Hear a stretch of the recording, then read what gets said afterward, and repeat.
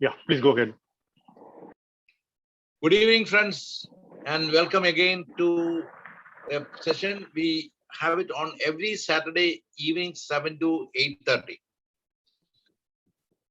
Today's session is very special because usually we used to have only topics related to our profession. But this is a holistic one for everyone, useful for everyone, and usually we ignore it. Somehow we have a wrong notion that chartered accountants are capable of understanding everything under the sun, because income tax and company law are so complicated. We think that if we can understand income tax, we can understand rest of all the laws and the rules of the land. And this evening program is on 7 habits of highly effective people. It's a book written by Stephen R. Covey. All of you must be knowing it, and bestseller and most read book. What is special about this book, I understand from my basic reading of the book, is this is all about values. Before First World War, people were talking about personal ethics. And unlike what we do here, now we talk about success. Success is more on a materialistic. There, the success on a value-based success. This is all about the relationship between people and the way people communicate each other so that the relationship can be more binding on each other. It is talking about a win-win situation. So it is not that you are grabbing everything. So you are sharing with somebody and you also get benefit. It's a benefit of the community. It is not for one personal or individual. And this is not about the rat race and winning. It is all about the holistic. Everyone is inclusive in this. So with this brief note, let me introduce the speaker of the evening. Speaker of the evening is a very good friend of mine. I'll tell you more about that later. And I have a small request. He will be talking about 45 to 60 minutes. And after that, there's a question answer. Please note your questions. We can ask them. We can, in fact, we can grill him also. That way, whatever way you want to take. Okay, he's a CFO of a company with more than 50 million US dollars. He reached this height apart from his subject knowledge, hard work. It is his integrity of the highest order that made him reach this level. No doubt, his tagline is fantasy to facts. He's a director and country head of Terra Mera Bioscience India Limited. He moved to this level, not overnight, through various stages and various challenges. He was senior audit executive of Brahmaya and Company Chartered Accounts. All of us know that company. Finance manager at Vizag Steel Plant. Financial controller in Nigeria. Vice president of financial operations of Summit HR Outsourcing Limited. CFO of Paramount Frozen Products Limited. One thing I said, I know him personally because we stay on the same apartment. But one thing I can tell you, he's always one level above me because I stay on first floor, he stays on the second floor. And just above my apartment, he is there. If there's a pin he drops, I can listen the sound. That's on the lighter side. My good friend. And I'm very happy that another Christian chartered accountant is staying in the same apartment. So we are active in various other programs of the association here also. With this brief introduction, I invite CA Maxwell Samuel to take over, and the floor is yours, or the screen is yours. Over to CA Maxwell. Thank you so much, Mr. Abraham. Yeah, CA Abraham. Yeah, I'm sorry. Yeah. Thank you so much for the team here to give me the opportunity, and I've been participating here, part of the group as well. Though I'm not a guy who's been in practice, I am a chartered accountant. I've worked through a number of companies, and I've been in industry like right through. So I'm kind of a fish out of water here, but yeah, given I'm a chartered accountant, my roots are still here. So they still remain. So anyways, now I'm not that great a presenter, by the way. So if I do fumble, please do bear with me. Yeah. So let me start by, just give me a second. I'll have to get my,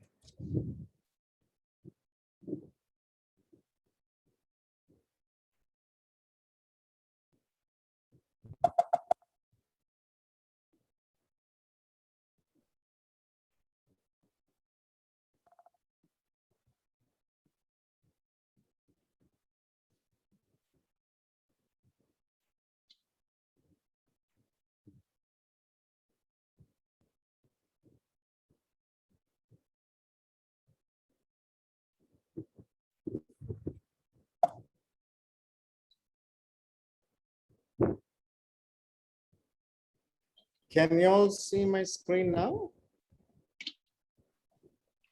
No, we are not No, able I to. can't. We can't. I can't.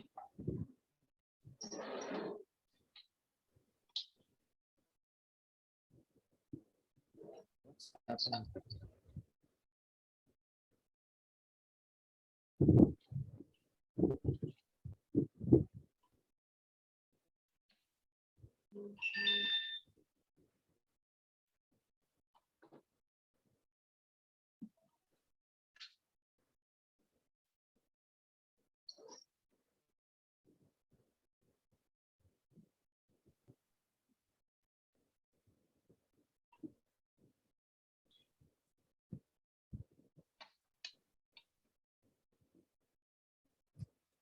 Not able to share my screen for some reason.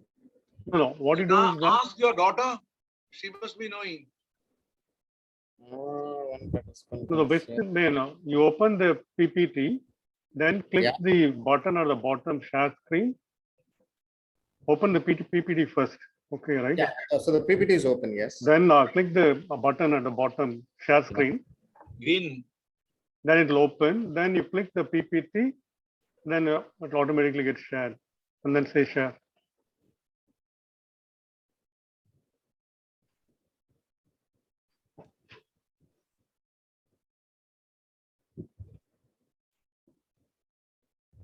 It says open system preferences. I'm not sure why it's saying open system preferences.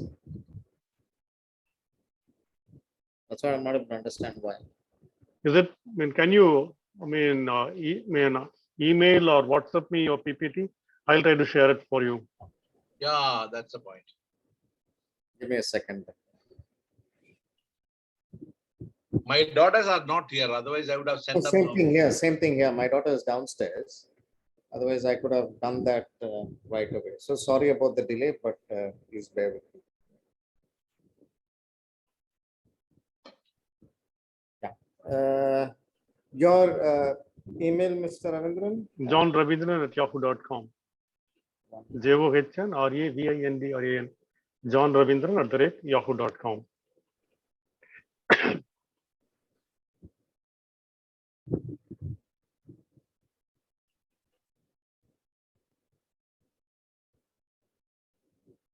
It's more easier if it's coming through WhatsApp.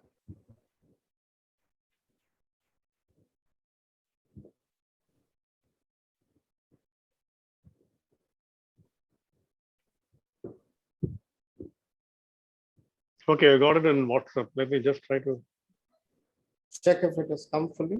Yeah. And I received in WhatsApp. 41 pages. Let me just, I'm opening it now. Okay. Maxwell, I can send my son-in-law there. Yeah, it's open. Okay. I'll share that now. Okay.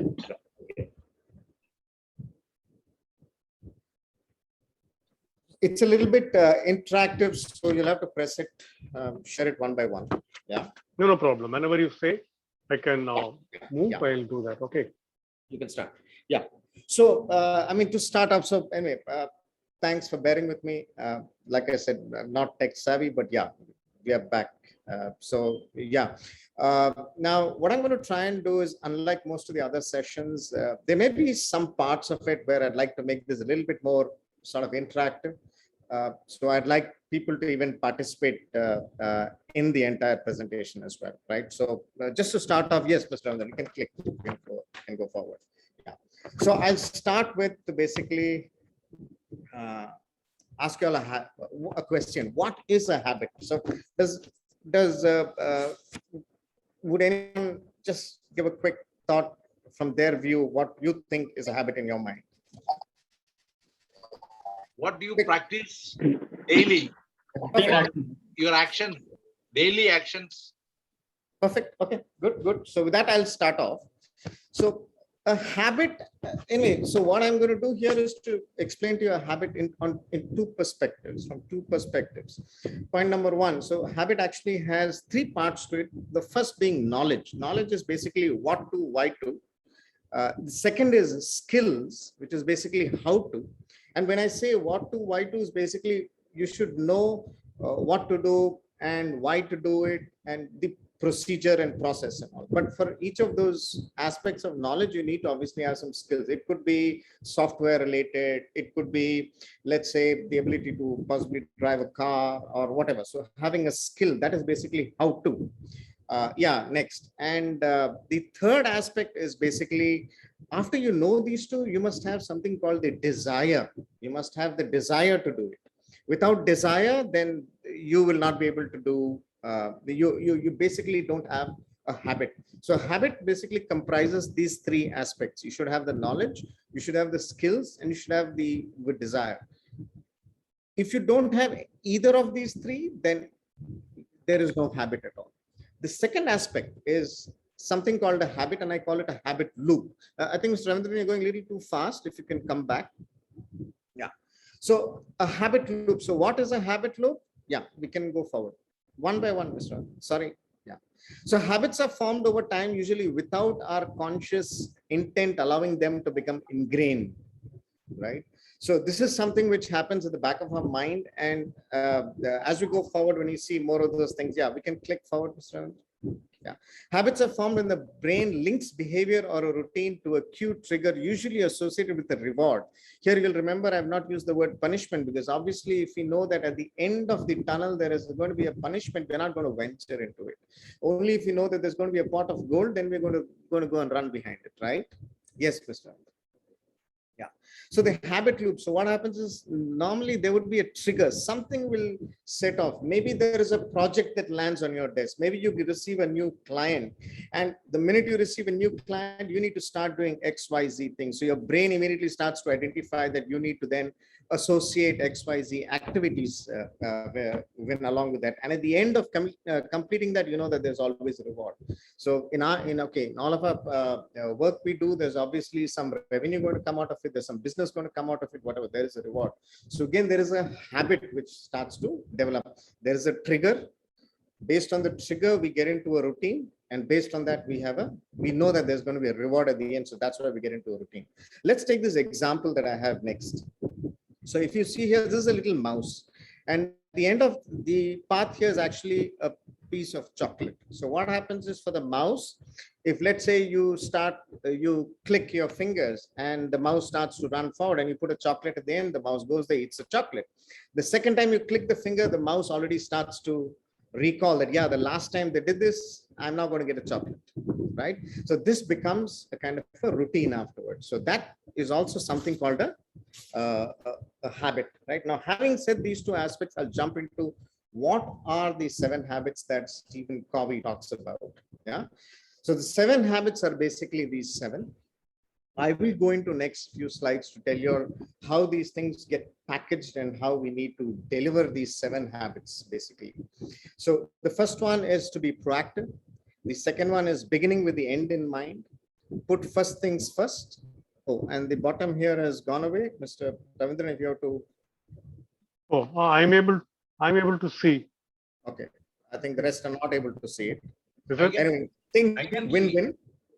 It's think win-win. And the 5th habit is seek first to understand than to be understood. The 6th one is synergize. And the 7th one is to sharpen the saw. Now, again, these habits are what you and I should learn and practice over the years to make us holistic. And actually, Stephen Covey has done an excellent job at presenting us in his book. He's gone further to also write another book, which is The Eighth Habit. It's a single book called The Eighth Habit. I hope most of us would have read these books, and they are extremely helpful to us. Yeah. So if we go forward, what I'm going to next do is to try and break these habits down into two structures. One is, first of all, the paradigm of stages that we all go through. So we all grow, as we grow up, when we are born, we are 100% dependent on people, right? So there is a stage of dependency, right? Now, as we progress further, we have to become independent. So to gain independence, what happens? We have to be able to do a lot of things ourselves, things which are in our control, right?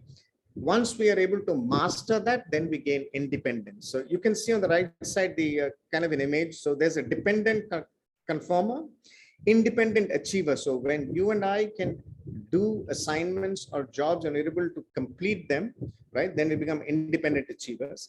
The third stage is when we become interdependent collaborators, right? Meaning to say there should be a connection between two or more when individuals, right? So these are the three stages of the 7 habits. This is one way of looking at it, right? The second side to it is in the next slide, where, as I said, independent achiever is basically private victory. So being proactive, beginning with the end in mind, putting first things first. You will see from these three, these 3 aspects are things which are within your control, right? So being proactive, yes, you and I can be proactive. We don't need a third person for us to show that we are actually proactive, right? Beginning with the end in mind is something where you and I can actually take action on something, right? And that's in your control completely. Putting first things first. You are the only one who can decide what comes first and what comes second, not the third person, right?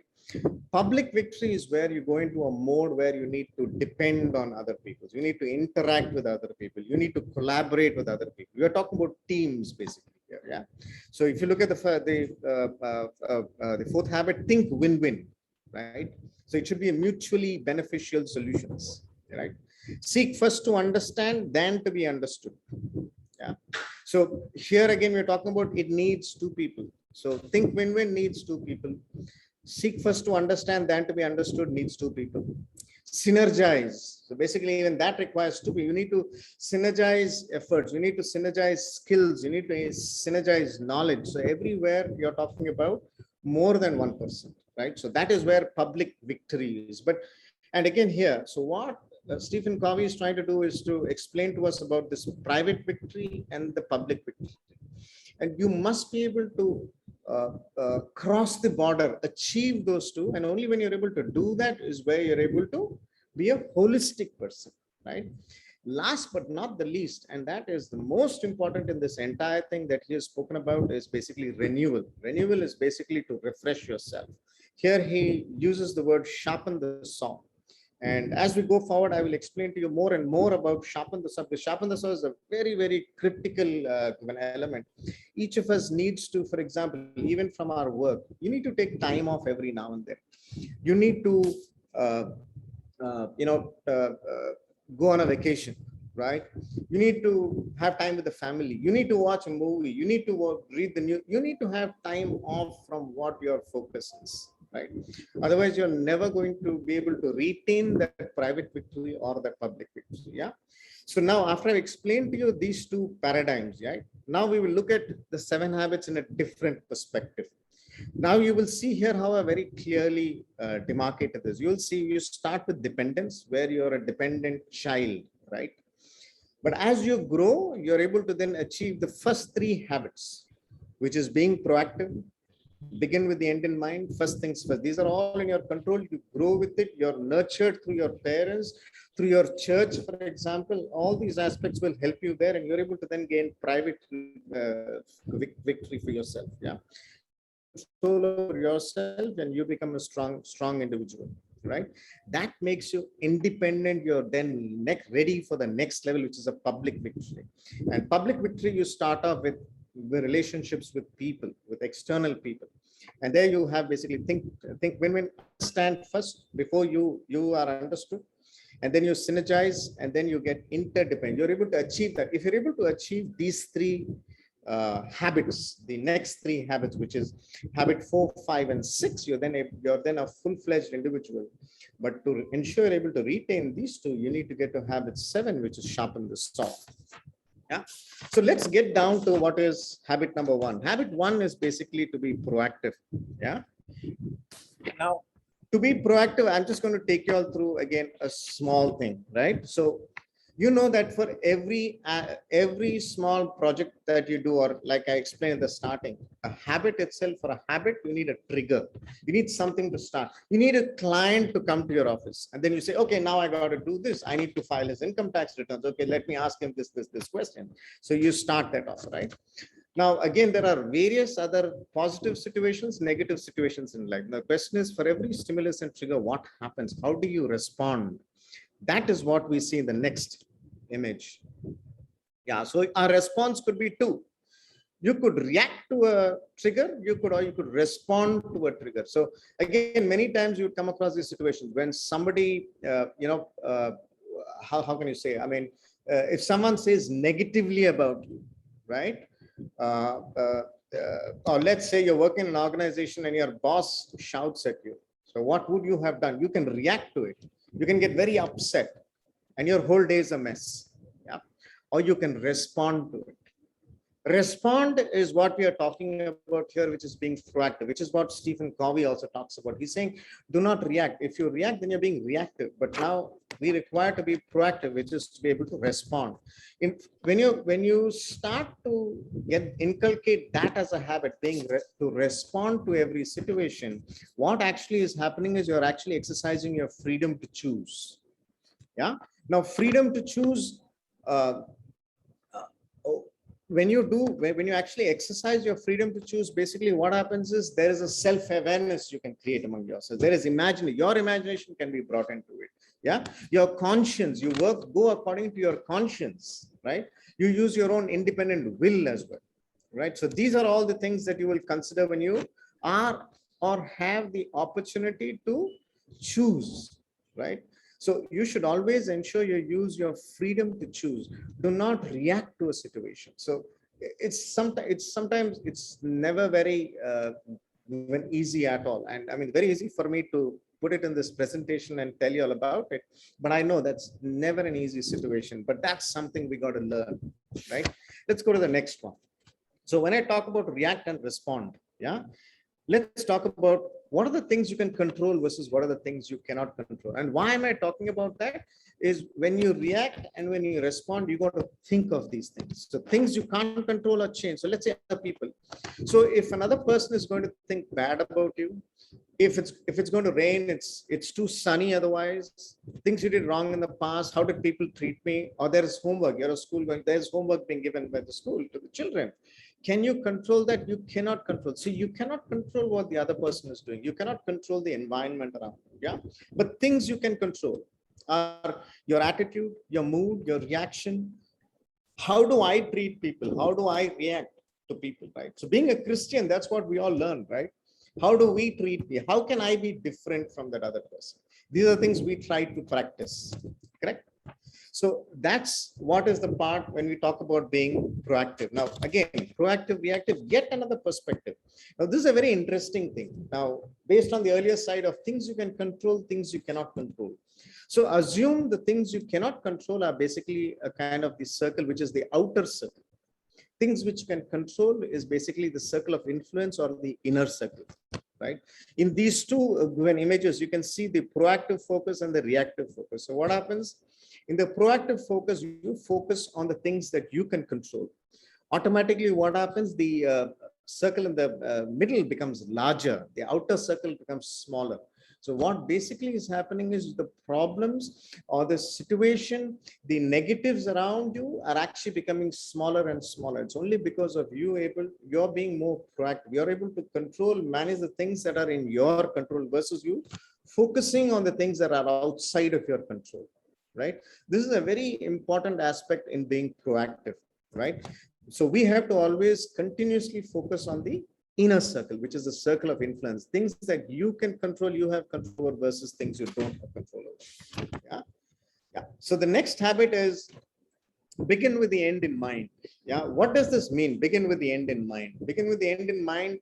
I mean, when you all think about it, what do you all think it relates to? Yeah. So how can one start before you even know what the end is? That's a question will come to everybody's mind, correct? But here, let me put it in a different way to you. Yeah. So this question which I have, do you believe that every plan goal gets created twice? I think I'll want to roll this question out to a few people. I'd like to hear one or two quick answers. Do you believe that every plan or goal gets created twice? Except for Mr. Radharan sir, anybody else can quickly give a thought. Anybody wants to say yes, no? No, yeah. So Mike says no. Anybody else? To me also it is no. It is no. Okay, fine, no problem. Yeah. So let's see. Do you believe every plan or goal gets created twice? Yes, Mr. Ravindra. Yeah. First, it is on paper or in your mind. Am I right or wrong? Right? So now, Mr. Abraham, now you'll say yes. And the second time it actually gets, when it gets done in reality. So you'll be surprised. So every goal or every plan that you make actually gets done twice. So you actually, this is where that thought in that previous statement. So you begin with the end in mind is what was the thought. So Stephen Covey stresses on that a lot. So you actually think of where you want to get to, and after that you get to it, right? So which is the reason why, again, if you see the few other inputs that I've shared and Stephen Covey has touched upon it, I've tried to modify a few inputs. Yes, Mr. Ravindra. Yeah. So it is good to prepare and set a list of goals, personal and professional. This is very, very critical. And I'm not sure if many of you all might have read the books of Robin Sharma.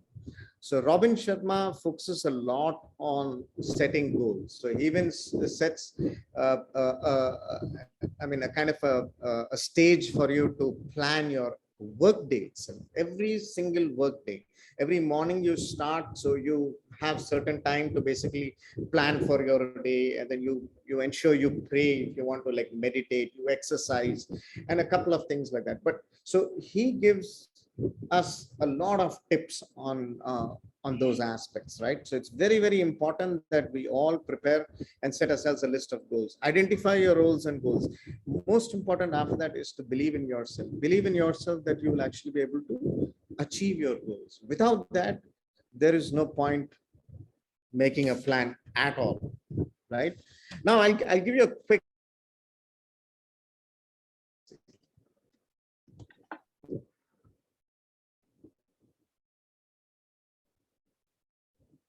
Max, I think we lost your voice. next Yeah. slide, I said. Yeah. Sorry. Yeah. Okay. Imagine now, this is actually a jigsaw puzzle. But now, if I was to give these pieces to somebody and tell you all, please fix the jigsaw puzzle for me, and I just give it to you, would it be easy to fix it?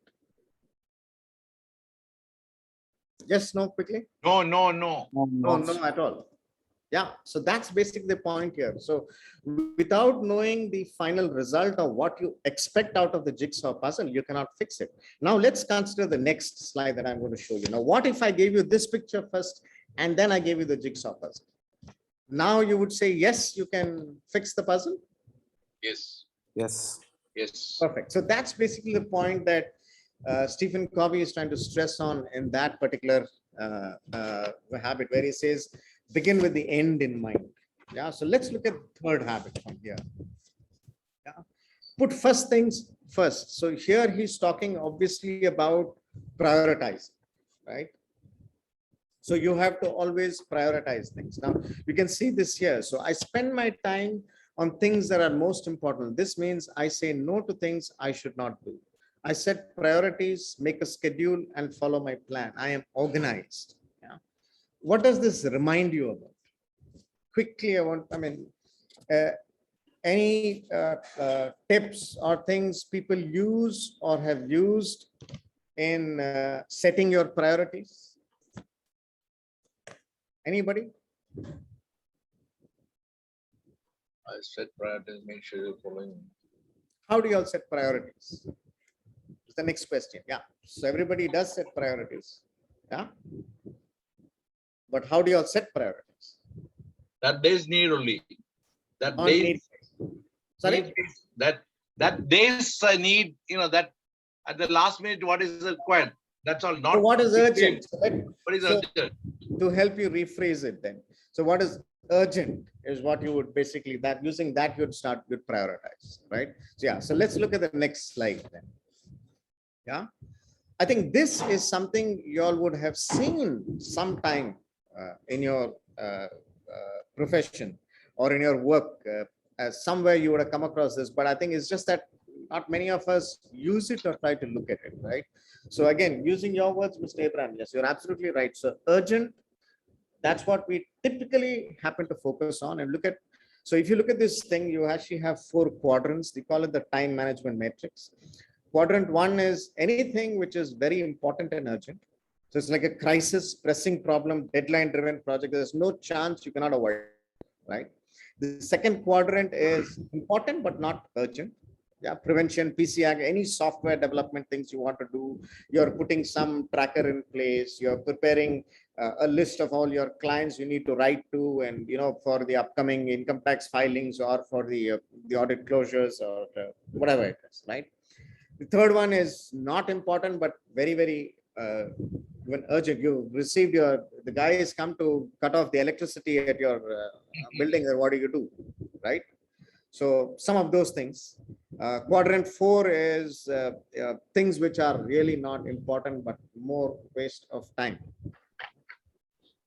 So this is basically the typical time management like matrix and the 4 quadrant. Now the question is, how do we manage this?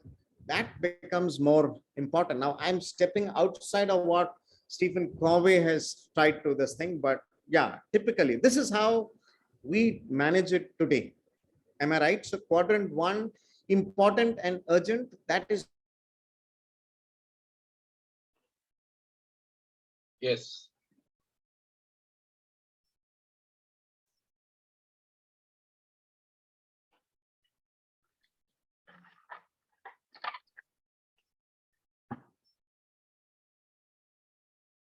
Max, I lost you. I'm not able to hear you. Well, I can't hear him. Yeah. Max?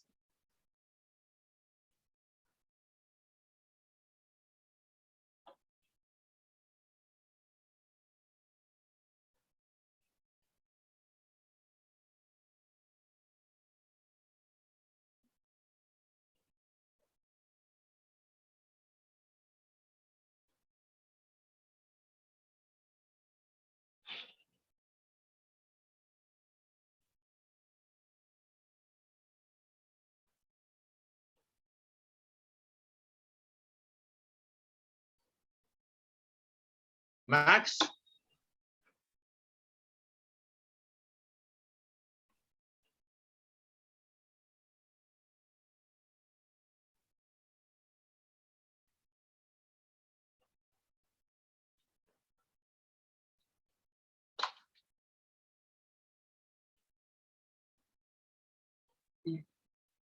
Oh, okay. Okay. Sir, he has an internet problem. He's working on that. Okay. I can understand. Yeah.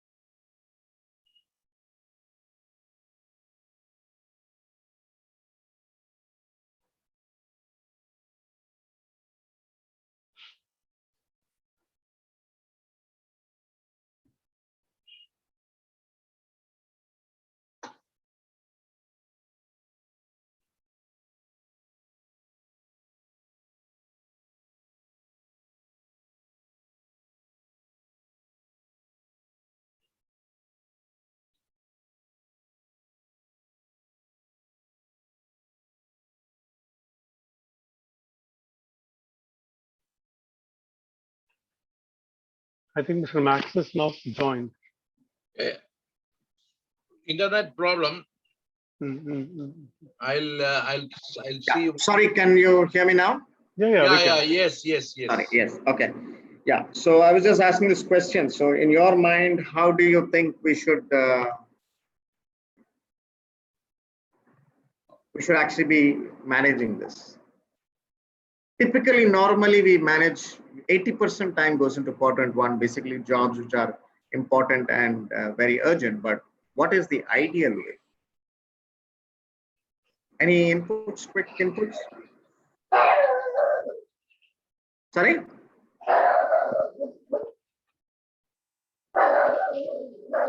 I think we didn't hear it. Anyway, I think, yeah. So, Mr. Rangan, yeah, the next. Yeah. Yes. So the right way to manage it is basically we have to actually put in time into quadrant two, which is basically matters that are important but not very urgent. That is the way we be able to manage crisis situations. Ideally, nobody wants to get into a crisis situation. So the right way is to manage to put 80% of your time into quadrant two, into activities that fall into quadrant two. Yeah. So let's look at what is habit 4. So habit 4 is basically to think win-win. So for this, what I have done is to use a similar kind of a matrix. Yeah? So let's see what that matrix looks like. Yeah. To think win-win is basically to always have an everyone can win attitude. So unless you think win-win, only then you will be able to even execute any job that you want. Right. Both parties have to be able to win. Otherwise, sustainability will never be there. That's one thing very, very critical. I think I'm hearing a echo from somebody's microphone. I think if anybody can go on mute would be helpful. Yeah, okay. Yeah, so this matrix, what I've done is to basically, yeah, Mr. Ramdan, you can show that. Yeah, 1 minute. Sorry. My wife has gone to meet her mother. Is it, it okay, yes. or shall I move forward? Yeah. Or you want to try? I try share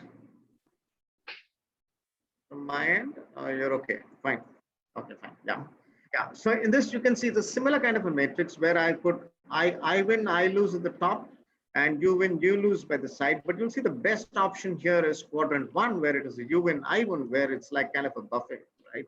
There's plenty of food for all of us. Yeah, we can all feast. That's the ideal situation. Any of the other 3 are actually losing situations, with the worst being the quadrant 4, where basically it is a you lose and I lose situation, which is, yeah, if I go down, you go down as well, right? So which is not a good situation at all. So Stephen Covey always says that you have to think win-win, and this comes into the public victory part of his entire structure, where you have to coordinate with other people. So, and if you're not able to,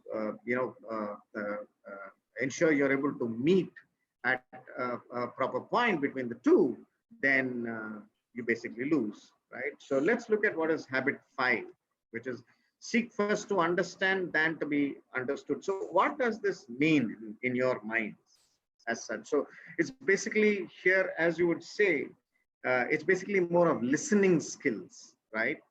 And again, to quickly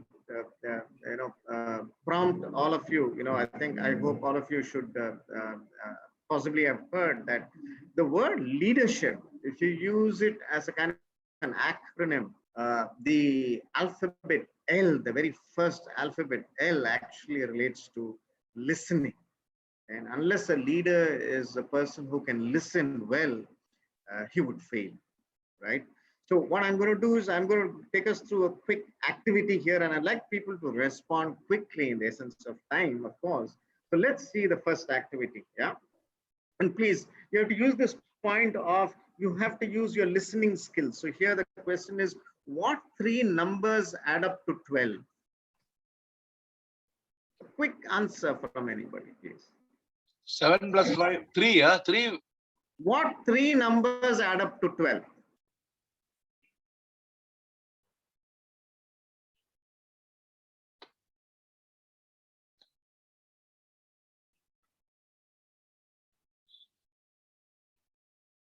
No, nobody's able to come up. Two numbers, yes, But but that's not 3 plus 9, Mike is saying. Yeah, but that's 2 numbers, Mike. The point here is 3 numbers.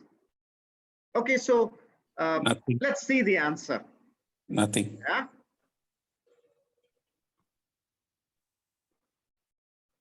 Now here's the point. Again, I said you'll have to be listening. So all the question is that what 3 numbers add up to 12, and there was no other list of conditions which said you can add any 3 numbers. You have to add a number only once, nothing like that. So here listening again becomes very important. Let's look at the next one. I have another 2 activities for everybody. Yeah, let's look at the next one. Yeah. You can see this here. So please tell me if anyone can tell me what is the correct answer.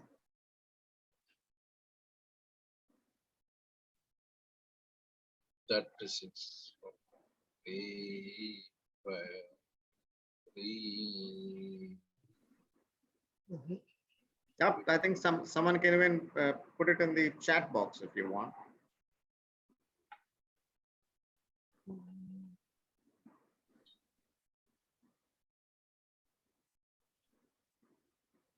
No, confused, too much calculation? 50 something. 5 Sorry? something. 5 something. 5 something. Okay, let's see the answer. Oh. Right or wrong? Yeah, so again, like I said, please write down the correct answer was the question. That's all. There's nothing else, right? We'll look at a third one quickly. Yet another opportunity. Yeah. Oh God. Go to the exit. Yeah. Can anybody give me a quick sense of that? I think there is no way you can. Not through. Perfect. Not So possible. Mike has given an answer. He says go outside the box. Fantastic. So that's thinking out of the box, Mike. Yeah, perfect. So you were actually listening to the question very closely. Yeah. So we can see the answer. Yeah, Mr. Ravindran, sir. Yeah. Oh, okay, I'm sorry. Yeah. So it says go to the exit outside the maze. Yeah. So this is all part of listening. So the important part is to listen to what the other person is saying more than what you want the other person to listen to you. Yeah, we can go to the next slide. Yeah. Yeah, you can go on. Yeah. So what do you all see here? Here again, I'd like to ask everyone quick questions. So we'll have to do this a little quicker. Yeah. What do you all see here? Anybody can? I've seen it earlier. One old lady and one. What do you see? So what do you see here? You see an old lady and a young woman? Young woman. You see a young woman. Okay, so let's see the next one. So again, see, so please, everyone, when people are answering, if you have seen differently, please do take a look at the picture a second time. So here, what do you all see? You'll Old see lady. Old lady. Fantastic. Okay, so let's go to the next picture. So what do you all see here now? Stephen, Young lady. you can see a young lady. Anybody else? Oh, no, old. You're seeing old lady now. Both. Oh, you see both. Now I can see that if I turn my head this way, it become young. If I turn it this way, it becomes old.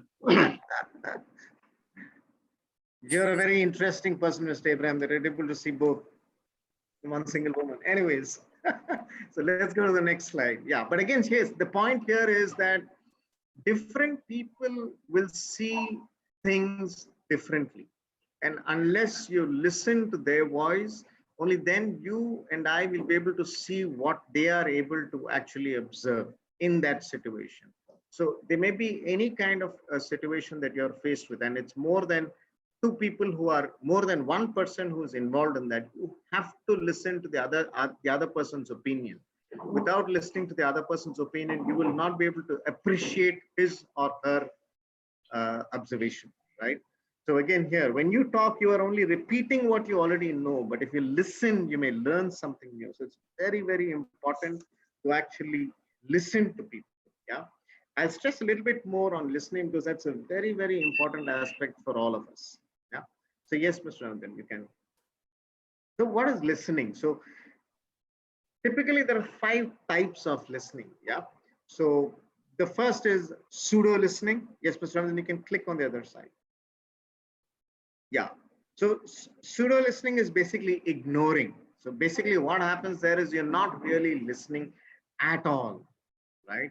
You're there physically present, but you're possibly thinking about something else. The next is pretending, appreciative. You hum along, they say, yeah, yeah, you're nodding your head. Yeah, but actually you're not involved in the discussion. Yeah, that's the second type. The third type is selective. You actually pick those aspects that you want to listen to, right? This happens for most of us. And actually, if you think back on what I'm explaining to you all, you will realize that, yeah, we actually come across these situations in life, right? So you would actually see all of these situations, but it's just that we don't apply it, right? The next is basically attentive listening. So here you start to pay attention to the words, but maybe you're not involved fully in that. So that's the fourth type of listening. The last is what is most important, which is basically empathic listening. Empathic listening is where you're able to, you then connect with the person. You're able to relate to what he or she is trying to tell you, what he or she is trying to explain to you. You involve yourself in trying to see what he or what their opinion is, right? So that's what is when empathic listening, and that's the most important type of listening, and that's where you and I must always try to be. Yeah. The next and the sixth habit is basically to synergize.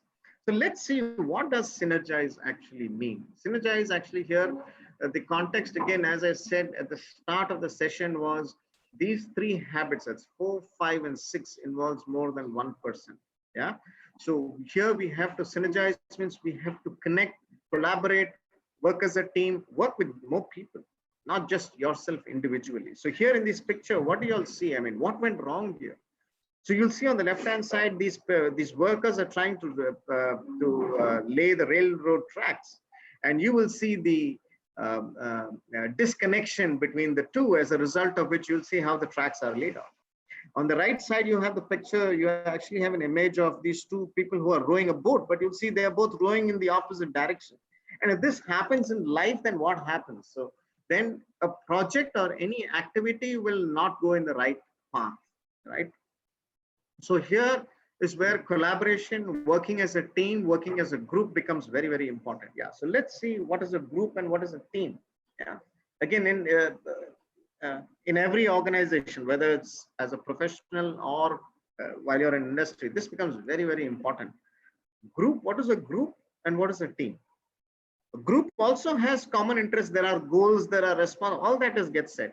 But team, the more important part for team is basically all the members are working towards one single purpose. And that is what differentiates between a group and a team. Team is what is more important in every single workspace, right? So that's what synergizing actually means. To go one step more in teams, I'll just take another 2 more minutes to explain about teams to you all. So yeah, we can go to the next slide. Yeah. So what are the behavioral traits, typical behavioral traits of a team? Yeah. So you'll see there are typically 5 traits. And this is actually from another book, a writer who's called Patrick Lencioni. And he has come up with a book called The 5 Dysfunctions of a Team. And he's explained this very beautifully there. In a functional team, you would have trust, there would be conflict, there would be commitment, there would be accountability, and finally results. And results, everybody is actually focused on the exact same result. That is what is the most critical part of a functional team. Trust should be there between members. You should trust one another. You should have conflict, means you should be ready to argue with a person. You should be ready to point out and say, no, you are wrong. I don't think so, right? each one should be committed towards the goal. You should hold each other accountable, and finally, that's why you'll achieve a goal. Let's see what a dysfunctional team will look like. Yeah, dysfunctional team is exactly the opposite. So there's absence of trust, fear of conflict. Fear of conflict is a very unique thing where actually what happens is, yeah, you'd start to say, you'd actually feel that somebody is saying incorrectly, somebody's saying something wrong, but you, for fear of conflict, you'll say, yeah, I agree. That becomes the common work style, right? So we'll see the results of the five. I mean, if let's say a team is dysfunctional.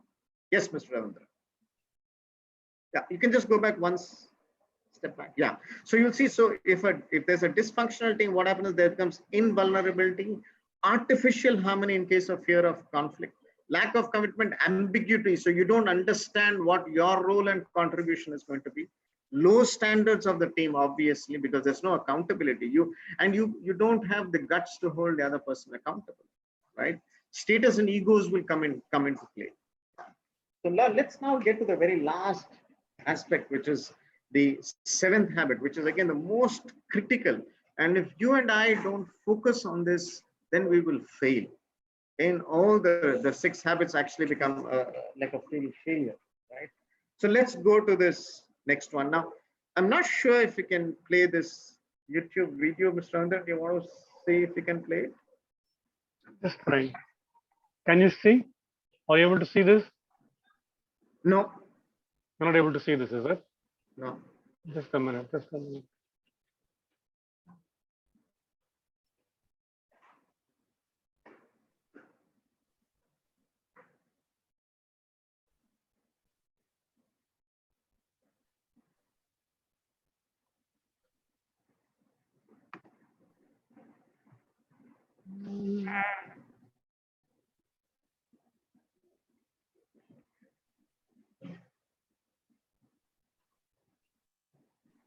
Sorry.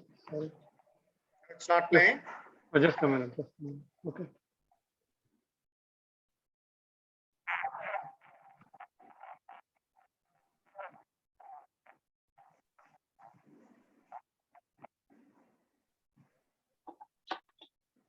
You're able to play it, or No, just 1 second. I'll try that now. okay?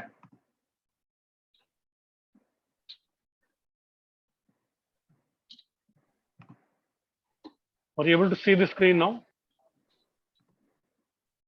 Yes. Yeah. Okay. Fine. The volume is also there, or No, volume is not there. I'm also not able to hear the volume Okay. at all. Then let's not worry about it. Let's skip it. Is no big deal. Let's skip it. Okay. So we'll come back to the presentation. No big deal. Okay.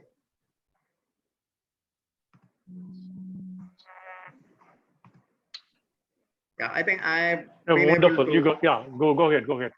Thank you.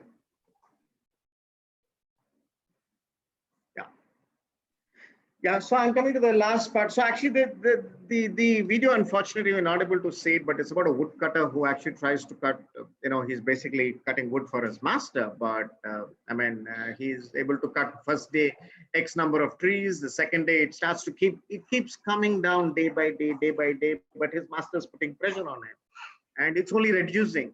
And what is the reason is that he actually did not take time to go back every now and then in between to sharpen his axe, right?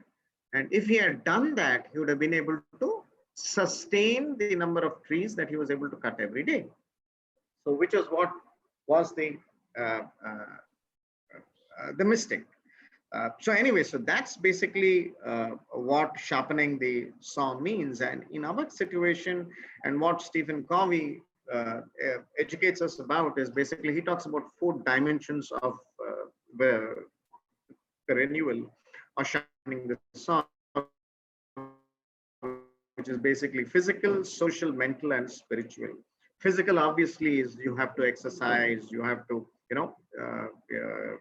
probably you go for medical checkups and all that kind of health related aspects. So physical, these things you can go for, right? Social is you can spend your time in, let's say, some service to the society, some active thing at your church, and few things that, keep yourself very well occupied. Yeah. And the third is mental. So you can do reading, you can, you can be writing, you can be writing your plans for the month, for the year, for the next couple of years as well. So you should be able to renew yourself every now and then doing these activities. And the fourth, and not the least, in fact, the most important, is the spiritual aspect, right? So you may want to spend a lot of time with, by getting closer to God, for example, right? Enrich your spiritual life, strengthen yours, right? So these are the four dimensions one cannot get to where you and I need to be. Yeah. So yeah, with that, I'm like almost done. So what I'm going to do is now to just spiritually, I just wanted to share a few things with you all from the Bible itself, where it talks about people, from the Bible itself, some quotes and things which will help us as when individuals to sharpen this on before we go back to our work lives, right?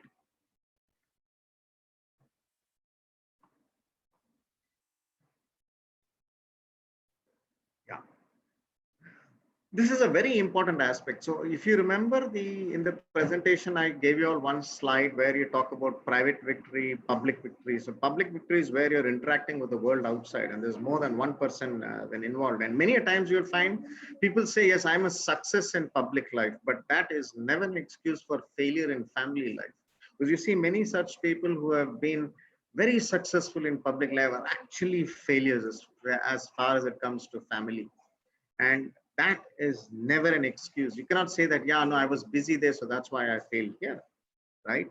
Because if we have to be holistic, you got to be success in both sides, right? You have to be successful in both the sides.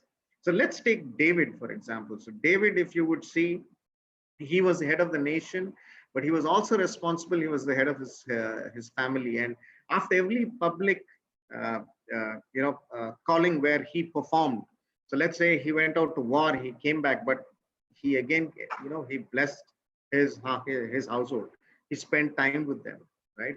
So those are those kinds of things that we must also like always ensure that we engage ourselves in.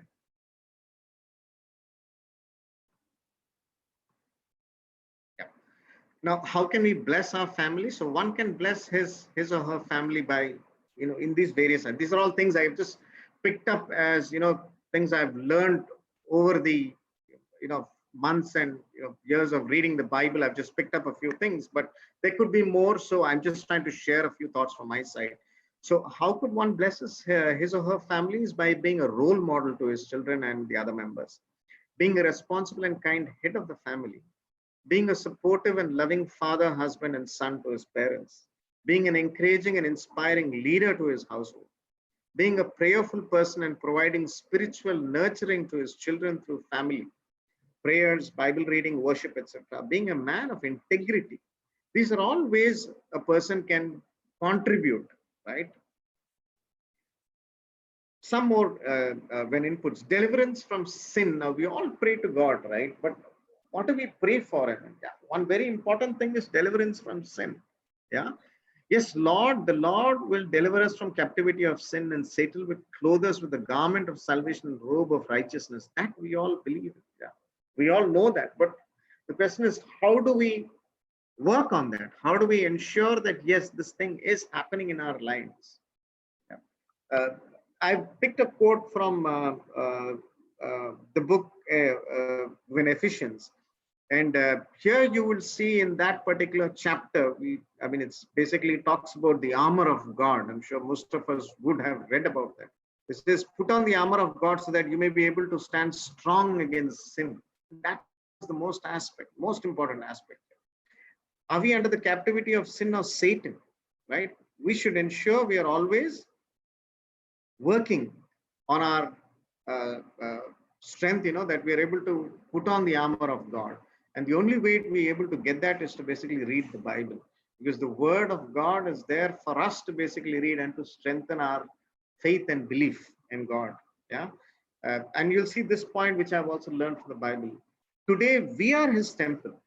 The temple of God is us. We are the temple of God. And if our temple needs to be repaired because of our unbelief, sin, or backsliding, then we should repair it. The only way we'll be able to repair it is to basically read the word of God. The word of God is what will help us repair our temple. We should restore and reinforce the broken piece of our temple by contributing our time and reading the word of God and praying and confessing our sins to be washed by the blood of Jesus. Thus, we should rejoice and strengthen our spiritual life. These are things I've learned. These are things which have a high impact in my life. And I feel that by reading the word of God is what will give us the strength in our spiritual life, which is what Stephen Covey also talks about. Spiritual life, though he doesn't go into more details, but I thought I should take a little while from you to share a few thoughts from my side. Anyways, so just quick a summary of key takeaways from this session that I've tried to share with you all.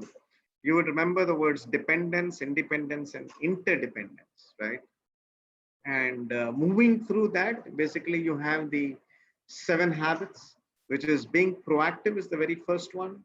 Have the end in mind is the second one. Put first things first. And these 3, if you're able to achieve these 3, which is completely in your and my control, then you're able to achieve independence, which is you're completely in control of the situation. And after which, if you're able to look at think win-win, seek first to understand, then to be understood, and then to synergize, then you're able to move into the next zone of being interdependent. You're able to succeed in that interdependence mode, which is basically a public victory, yeah, that you have been able to achieve.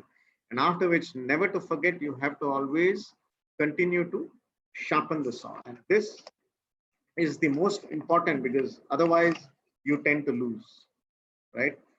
So yeah, so with that, I think I will leave you all. I hope I should not have taken all of the time. So that's about it from my side. Thank you so much. Thank you so much, CM Maxwell, for the wonderful presentation, and with the very a full book. You read it to us in probably in 45 minutes. Although there are many lectures, but somehow we survived that. Thanks to John Ravindran for the saving us from the time and all the confusions. Yeah, absolutely. His expertise, we must thank him. Oh, friends, now the floor is open for questions. If you have any questions, please, you're welcome to ask them. You can send that. Rather, you can ask them. Isn't it better, because of very small community that we have here? So please ask questions.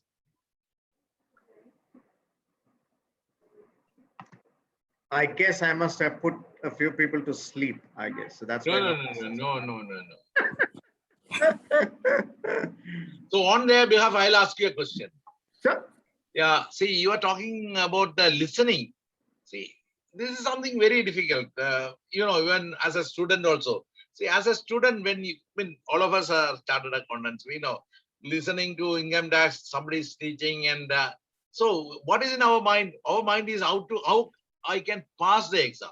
What can I write to pass the exam? Nothing else. Right. It's not to learn to practice or something. Only for the sake of passing the exam. How can I get for 50 marks, minimum 50 marks? Okay, for 60 plus, that's a great thing. So where the motivation comes? That's my question. So yes, these are the facts. But how do we get the kind of motivation? Like a child, when it cries, the mother goes to them. That's a listening, isn't it? Right. So again, in my mind, that stage, when you bring it to the subject or the session that I tried to present here today, would be more of a dependency stage. So that's where you're a dependent. You've still not got into the mode of the inculcation of the habits per se. So there, what I would say is, and even to most of us, it is good to fix for yourself a role model. Once you're able to fix for yourself a role model, then you're able to get to the place or, achieve your goal, basically. So that way it would then help you, right? So at that stage, basically when you're in the stage of studying for your exam, because as you rightly said, at that point, what happens is we are all just looking to take all the shortcuts possible to say, okay, can I just pass the exam, right? That's what obviously does happen. But when you fix for yourself a role model to say that, yes, I'd like to be what he has done, right? I'd like to be there. Then automatically the rest of the things will start falling into place, because ideally what we should all be doing is to do smart studying versus selective studying, right? So I think today we should be teaching most of our youngsters to be doing smart studying and not selective studying, because there is not a thin line of difference, but I would say quite a big line of difference in that. Thank you. Maxwell. Yes, floor is open. Yes, Rish, you can ask question. Sir, you were talking about being proactive. Yes. Being proactive, you are saying that don't be reactive or be responsive. Yes. Many times I felt that I have been reactive to many situations and the day was mess. So can you just give one example how you overcome by being responsive when you were provoked or when you were in a bad situation? Okay. What I'll do is to answer your question, I'll quickly take a minute to tell a short story. So there was this situation where there's a father and he's getting ready for work, and he's sitting at the table having his breakfast when his child is also sitting there having breakfast, and he or she, his daughter, let's say, for example, she spills the cup of coffee, which falls over his shirt, and he decides to scream the hell out of her at her. So he's basically being reactive now at that point in time. So he shouts at her and she starts crying. And finally, he then rushes off in a huff, has to change his shirt, and he comes back. And he realizes that he has to, his daughter was supposed to have gone in the school bus because she's been crying. She could not make it to the school bus because she did not finish her breakfast. The school bus has left. Now he's had to then take his daughter to school, drop her at school. And by the time he's dropped her at school, he's trying to get back to office to attend a very important meeting, but there's a lot of traffic and he gets late for the meeting and he finally messes up.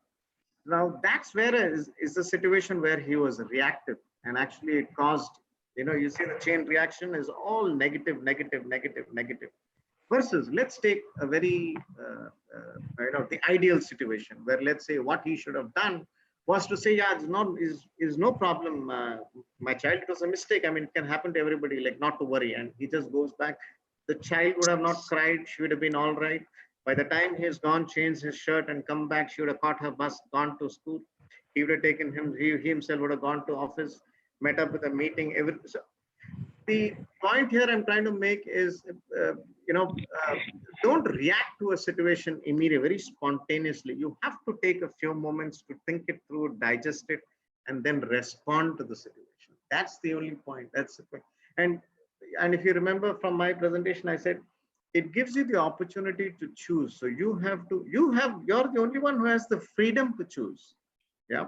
There's no third person involved over there. It's only yourself. So you have the freedom to choose. You have to decide what you want to do. Thank you.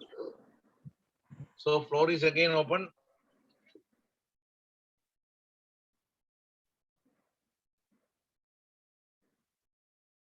Any questions or anyone else, or we have to wind up the session? Anybody else? Yeah, I would like to ask a question. Yeah, yes, sir. Please. Yeah. Thank you for the wonderful presentation. I just want to check with you on how do you keep yourself motivated, because after a point in time, it becomes very hard to keep yourself motivated. Say, for example, after 10 years or 15 years in practice, initially you have that fire of establishing yourself, achieving something, and then making a name for yourself. But after a point in time, what really keeps you going? What keeps that fire burning? Difficult question. I'll try to answer it. This is, I think, something we all go through. Yeah, and I would agree with you fully that yeah, it's not easy. It's not easy to to keep the fire burning within you. But again, motivation. When you talk about motivation, I think, and we will learn a little bit about this in when economics, when we study in economics, where we talk about human wants, right? Human wants, as you'd agree, is never ending. Yeah. Today you want to buy a laptop, you buy a laptop. Tomorrow you say, oh no, this laptop is now outdated. I need to buy the next higher grade of laptop. You buy that after 6 months, that is upgraded. You want to buy the next one, right? So human wants are never ending. But so it's for us to basically draw the line. You and I have to have that self-control to say that, yes, this is what I need, I want. That's it. Now, again, very difficult situation to manage. And the only way I would, guide you or to tell you the best way to handle this is we are all lucky we are Christians. That's what I can tell you. You read the Bible, yeah, get closer to God. God knows what you want. He will give you what you need. That's it. Yeah. You have to ensure you read the word, strengthen your faith, your belief in God, and stay with Him. Live His life, and the rest will be addressed. That faith you have to have. And again, this is again not easy, but you have to continuously work on it, right? And that's what will help you overcome that motivational desire that you want, will help you manage that much better, right? And again, when we are all very young, I know as you use that word fire in you, right? That fire, yes, will continue to burn. Yeah. But as you walk more and more in along God's planned way, you will see how He takes you forward, ensures that He continuously kindles that fire in you. Yeah. We are God's children, and He is the one who has our life all planned out for us. I think that's the only advice I can give you. Not sure if very helpful, but I guess that's my take on it. Thank you, friends. Brother Abraham, just before we close, Yeah. a final few main remarks for me. Thanks, Max, for this beautiful presentation. I don't know how many hours you spent on preparing this PPT.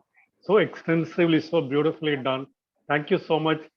I read this book 2-3 times, but that was years back. This book was introduced to me by one of my clients. So he only introduced. He's a Swedish gentleman. So he introduced that. In fact, in his office, they used to read every day few pages to help staff. In fact, we did in our training this book, not entire one. We took only, I think, the time management. I wish you can do each chapter wise so that we'll understand the beauty of these books and we can apply that. And like Mike said, I too have this motivation problem because the moment when I touched 60, or last year onwards, why should I work hard? Why not find success and give it to somebody? That thinking keeps coming. But as you rightly said, God has created us with a purpose, and God has given us this responsibility with a purpose. So that only keeps me motivating, right? So to work hard, to read. In fact, earlier days, when I started practice, even 5 years back or even 3 years back, I used to spend so much of time reading, updating, and till last year, I was constantly updating my clients also. Now again, thanks to Ponivas, and then again, Emmanuel this week, and also Mark Nizos are sharing. Again, this type of, friends or others, juniors influence really helps you to kickstart the fire in you. May not be burning like what it used to have in the earlier days. Early days were so many challenges, but today, by God's grace, we have, set practice, but then the needs have changed now. It's not the wants, the needs have changed now, the practice needs. So, things are well. Anyway, thanks again, Max. You have done wonderful job. My only request is that, humble request is that, consider doing chapter wise, so that we will have a much better grasp of what you're talking. Thank you so much. Over to Abraham, sir. Sure. Okay, friends, we have come to the close of the session, and being the moderator, it is my duty at least to sum up the thing. I must say, it started with saying the first thing first, that is the proactive and not to be reactive, and he rightly answered with a very good example of the child and the dad. Begin with the end in mind. So he said everything happens or created twice, and that jigsaw puzzle was very good example. Put first things first. He talked about the management, time management, and the matrix. Very useful, especially about the second quadrant was very useful. Third, then he said about the win-win situation, and it is nothing but the attitude, he said rightly. And Stephen Covey said, but Maxwell has explained to us, and seek to understand first to be understood. Listening skills, very important, and he has highlighted it. And learn to synergize the group and the team, and the team triangle. That is very useful. And the number 7, sharpen your soul. Physical, social, mental, and spiritual. All these he made very simple. In fact, I read this book, but I think I understood more now rather than when I was reading this book. So thank you so much, Maxwell. I think all of us can give a round of applause to Maxwell for this wonderful presentation. Thank you so I much. also thank CA John Ravindran. He's suddenly stepped into that and into all the PPTs, and he was our Zoom coordinator. But for them, this wouldn't have happened. I thank CA Kanagaraj for coordinating and having after this, and that's how it is keep going. Although some of us may not be attending all the programs, but please do encourage others also to join. And I thank Suresh for the opening prayer. Can I request CA John Ravindran to close with the prayer? Can we request Kamalesh to pray? Kamalesh is there. Yes. Kamalesh, can you please pray?